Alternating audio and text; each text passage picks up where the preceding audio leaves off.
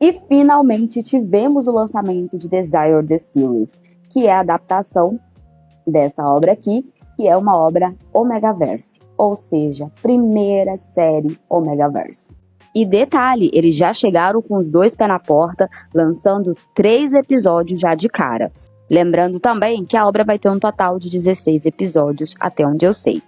Levando em consideração isso, que a gente vai ter 16 episódios, provavelmente a introdução da série vai ali do primeiro episódio até o episódio 5. Ou seja, não terminamos nem a introdução ainda. Mas vamos analisar esses 3 primeiros episódios? Pois bem, esses 3 primeiros episódios lançados concentraram-se basicamente na construção de mundo, apresentação de personagens, com umas pinceladinhas nos conflitos iniciais. Começando pelo primeiro episódio, que é ali a introdução da introdução, ele se concentra basicamente na construção de universo, que é algo muito essencial para essa obra, exatamente por ela se tratar de um Omegaverse. Então, além deles precisarem explicar esse universo para quem não está familiarizado com ele, eles ainda têm que explicar a visão de Omegaverse dentro dessa história. Já que o Omegaverse não segue uma regra fixa. Esse universo possui uma estrutura básica, mas essa estrutura ela é flexível, ou seja, cada autor tem a liberdade para construir o seu próprio mundo. Ou seja, o estilo ele não é um manual que você tem que seguir tudo certinho. Ele é mais como uma caixa de ferramentas. Cada autor escolhe a ferramenta que vai usar e como vai usar essa ferramenta. Então, exatamente por isso, era essencial guardar um tempo já nesse primeiro episódio para explicar esse modelo de mundo. Então, eles explicam como esse modelo de mundo surgiu, né? Que foi ali por conta de um vírus, o Y46, as consequências desse vírus, que foram as mudanças evolutivas nos corpos das pessoas, surgindo assim uma nova estrutura de gênero e que agora a sociedade utiliza um sistema de gênero trino, ou seja, não é mais apenas macho e fêmea, e sim alfa, beta e ômega. Também já foi introduzido, né, como que funciona essa nova sociedade e a questão da hierarquia social, e também já falaram sobre o aparecimento de uma nova espécie que é os enigmas. Mas antes deles entrarem nisso de fato, eles iniciam o episódio com uma cena bem enigmática de alguém tentando descobrir as características das pessoas que atraem um dos protagonistas, que é o Sr. Shang. Isso é feito através da análise dos ex-parceiros que ele já teve. Que é bem pouquinho, né, gente? Só 32 exes. Essa palavra existe? Não sei. Mas são 32. Então, o Sr. Shang, ele já é apresentado ao público antes mesmo dele aparecer em tela. E aí, então, só depois é que o personagem realmente aparece em tela e outras características dele são apresentadas, como, por exemplo, seu trabalho, suas questões familiares, seus objetivos. E aí, no restante do episódio, eles se concentram em apresentar o restante do elenco, né? O segundo protagonista, né, que é o secretário Huan Yong, seu chefe, Sr. Shang Fang, que também é um alfa de classe S, assim como o Sr. Shang. Ou seja, esses dois não apenas são alfas, mas são alfas de uma classe superior. O secretário do Sr. Shen, o Huan Yong, se apresenta como um ômega e o outro secretário dele, o Sr. Gao Tu, se apresenta como beta. E já nessas apresentações do primeiro episódio, alguns segredos já começam a ser revelados. Segundo episódio segue na apresentação dos personagens, aprofundando cada vez mais sobre eles. Além desses personagens que já haviam sido apresentados no primeiro episódio, mais um é apresentado, que é um personagem misterioso, que não aparece em tela, e a gente só fica sabendo da sua existência por conta de diálogos.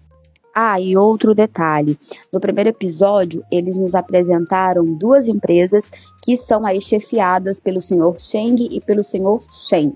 Então, nesse segundo episódio, também nos é informado que esse personagem misterioso também administra ali meio que um império. Nesses 2 primeiros episódios, os conflitos iniciais também já foram apresentados, tá? Por exemplo, o Sr. Shen não gosta de ômegas, o Sr. Sheng não gosta de filhos ilegítimos, então claramente esses serão os conflitos de seus respectivos romances. O Gaotu finge ser beta quando na verdade é ômega, por conta do seu pai, e para acabar de lascar ainda tem uma irmã doente. E o Huayong passa por problemas financeiros e também possui uma irmã doente. Porém, no caso do Huayong, algumas informações meio que não batem, o que levanta suspeitas aí sobre o seu conflito, se ele é real ou não. Ou seja, nas próprias entrelinhas do roteiro, ele já começa a esclarecer e a dar pistas sobre o futuro da trama, mesmo que essas pistas pareçam ainda um pouco confusas. Terceiro episódio, eles aprofundam mais ainda a relação do casal protagonista e já revelam o segredo do Huayong. Ainda não é tão claro, mas se prestar atenção em todas as pistas que foram dadas ao longo do primeiro e do segundo episódio, você chega no terceiro já conseguindo saber quem é esse personagem na realidade. Então, resumindo, isso foi tudo mais ou menos ali que aconteceu nesses 3 primeiros episódios. Mas e aí, foi bem feito ou não? Para começar falando sobre o roteiro, a escolha de abrir o primeiro episódio com aquela sequência mais enigmática envolvendo o Sr. Cheng, sem a sua presença direta em cena, é uma decisão super inteligente do ponto de vista cinematográfico, pois isso cria um mistério e um engajamento imediato por conta da curiosidade, tanto do público de saber quem é esse Sr. Cheng, que tem tanto ex-namorados, como também de saber quem é essa pessoa que está investigando a vida dele. A explicação do Omegaverse no início da história é super assertivo, logo porque é algo extremamente essencial. A apresentação e desenvolvimento dos protagonistas e secundários nesse início, ele é feito de uma forma progressiva, ou seja, isso fica muito evidente pela forma como o roteiro vai revelando pequenos segredos e pistas sobre esses personagens.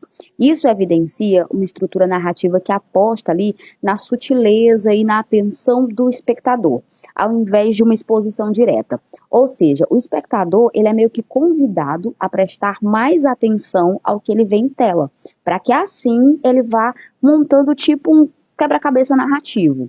Eu acho que o único momento que eles dão uma escorregada é quando eles tentam explicar demais algumas coisas.